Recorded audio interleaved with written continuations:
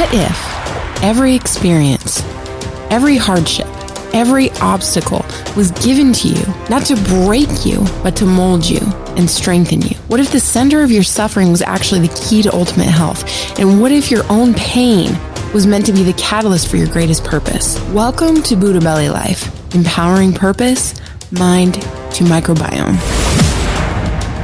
Well, that's pretty amazing. So, you use that, like many of us do, purpose from pain. I love talking about creating purpose from pain. I personally think that when we tap in and we use I think our pain and our obstacles are given to us for a reason, so that we grow, so that we change. And then a natural side effect once we go through something is to want to share it with others. And that also tends to empower us to keep going in that journey. When we've shared and put into someone else that thing, now we walk it a little taller ourselves, because it's accountability and it just empowers you, purpose. So tell me what you cultivated from this thing. So what's interesting to me is you were 6 months into health coaching when you were still drinking 6 months into health. Did you ever feel like hypocritical or embarrassed? Yes, totally. And I went to, in my first book, in a Happy Hour, I went to a few events, and, I would go to all my events with my corporate friends and we would drink like crazy. And then I had started going to these events with my health coaching friends, and they had never seen me drink, whereas my other friends had never seen me sober. And so it was just this strange thing where worlds were colliding. I started to feel like I'm such a hypocrite. Like I'm putting on two different shows here, and this is just crazy. Yeah. Oh, like two different personalities, right? Exactly. I get that. So when you did so at what point did you, I'm guessing you were health coaching at the time, but you didn't really niche down until you started this journey. So how did it, and I'm pretty, I'm all about niching down and then niche down some more. And so how did the process really, because sexy sobriety is kind of your main jam. Correct me if I'm wrong. Yes, it is. Yeah. So tell us a little bit about that. Like, what did that actually look like? And what was it like? How far into your sobriety were you when you really launched that? I was only 7 months, which looking back now, I'm like, that's actually way longer. I'm the kind of person that would do it in like a month and a half and be like, there's no turning back from this. Buckle up, babies. We're going in. Only moving forward.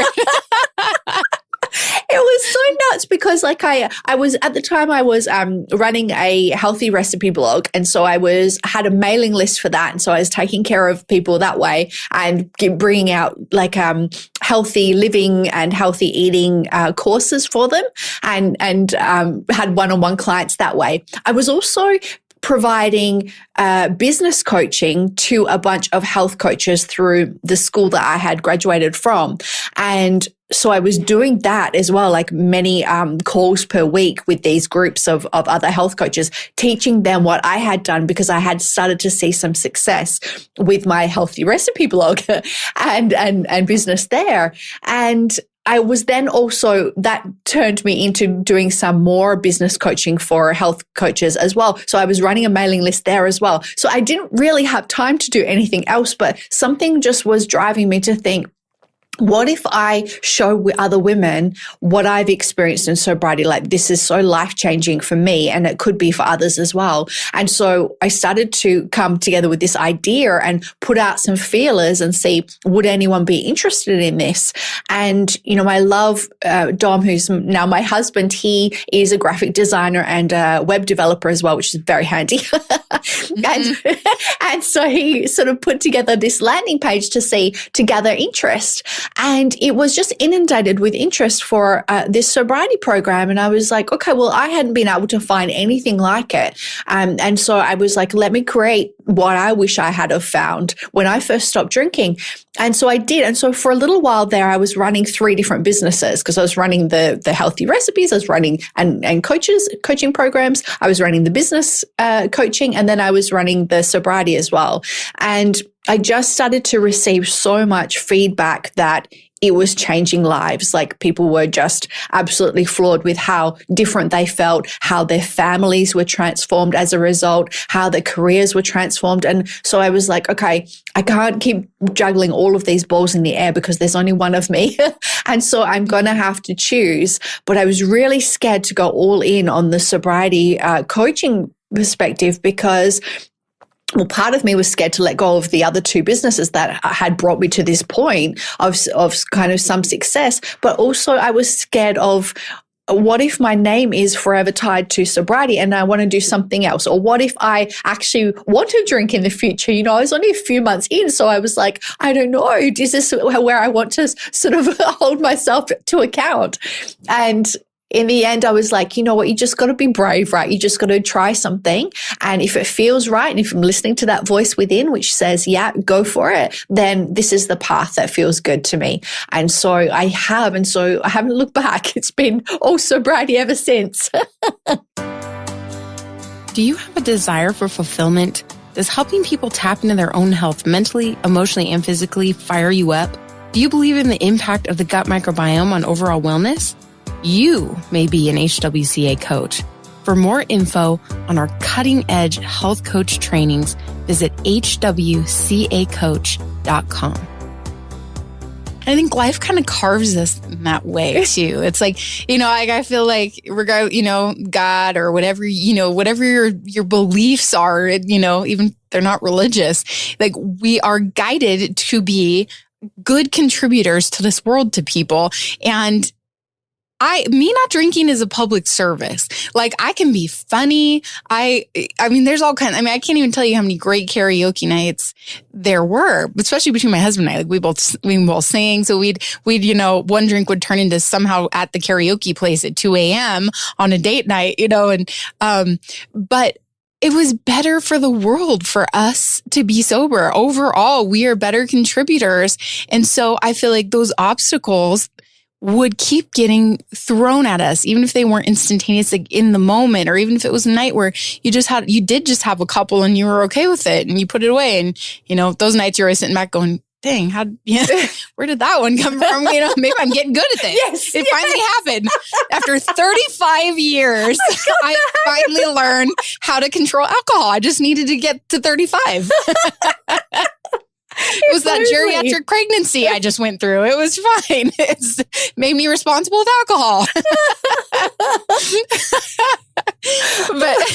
but it's like, you know, I think cultivating something like that, I think what you made though is just so neat, and that you did commit to it.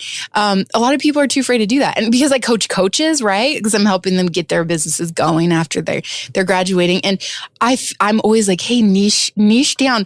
And I feel like people are afraid to commit to things. They're afraid to commit in public because they're afraid to fail, or to change their mind or whatever. And I think that, you know, what would you say to that when people are afraid of that commitments in general, of being associated with not drinking or something like that? Yeah, and you know, when it comes to making a commitment to something, especially like in business, I think it's always going to be scary. But if it feels right and you have evidence that it's looking right, that it's helping people, then, you know, I think you owe it to yourself to give it a try. I always love that saying that we can move 10 things forward 1 inch each, or we can move one thing forward 10 inches. And, you know, there's so much power behind really niching down and having a specific focus. It allowed me to be so much more helpful to people because I could go all in and I could really focus on the one thing rather than trying to run myself ragged and do a million things for everyone. And so I think it's about being brave and taking a chance as well, like taking a leap of faith. And you know what? If it doesn't work out, no one's going to think badly of you if you then switch tracks after that. Like if you then choose a different path after that. So I think there's nothing to be lost through giving something your all. And when I was wanting to stop drinking, this is something that was a driving force for me as well, because I felt like I had always half-assed my way through life. Mm-hmm. Like I'd done well in exams and things, but not through any benefit of my own, not through any hard work, really. I was sort of like lucky, by chance. Mm-hmm. And then through career paths as well, I sort of fell ass over into each new career level. And, when I stopped drinking, I was like, I really want to see what it's like I want to find out what my true potential is of pouring myself completely into something. So that can be a good way to think about any kind of commitment, as well as like finding out what you're really made of, because so much confidence comes from taking that action and really committing to something and finding that you are so much stronger and more capable than you ever believed possible. And, when it comes to what other people think about you, not drinking, just remembering as well, like what you were saying before, Britt, about people, there are different types of people who have different reactions to alcohol, and that's all driven by their own relationship with alcohol. So any of their judgments say more about them than they do about you. Like if I know when I was drinking and someone wanted to stop, I was all up in their business, but why? But that's so boring. But then every day will be a weekday, but that was because of my— It's selfish. Yeah. Yeah. It's because of my relationship with alcohol. I didn't want them to. I didn't want to lose a drinking partner. So I would give them grief. And, when you think about people who, have a very sort of take it or leave it relationship to alcohol, or who don't really care for drinking, they don't care what's in your glass. They care about you. You're there, the energy that you have, nothing about like, will you partake in this substance with me? And so just keeping that in mind, it says more about their relationship with alcohol than it does about you. And I feel like that's the same with like ambitions or business or anything. When people, I see, and you're like, I'm going to, partake in this new endeavor, like the coaches do and things like that. I'm going to start this thing. It means a lot to them. And they'll have people very close to them that'll naysay a lot. Oh, well, what if this thing happens? And what if this? And and they discourage. And it's like what you're saying. That's their limitations. That's their limiting beliefs. That is their fears. It's their discomforts. It is not part of your journey. You are the only part of your journey. Right? Yes, definitely. Other people's blocks and fears and stuff will always kick up, but you just have to listen to that voice within that tells you, oh, I'm curious about this. I want to see what it's like to do this thing. Definitely. Thank you for joining us for another empowering episode of Buddha Belly Life. For more information on gut health and mindset resources, visit buddhabellylife.com. And remember, heal yourself and then empower others to do the same.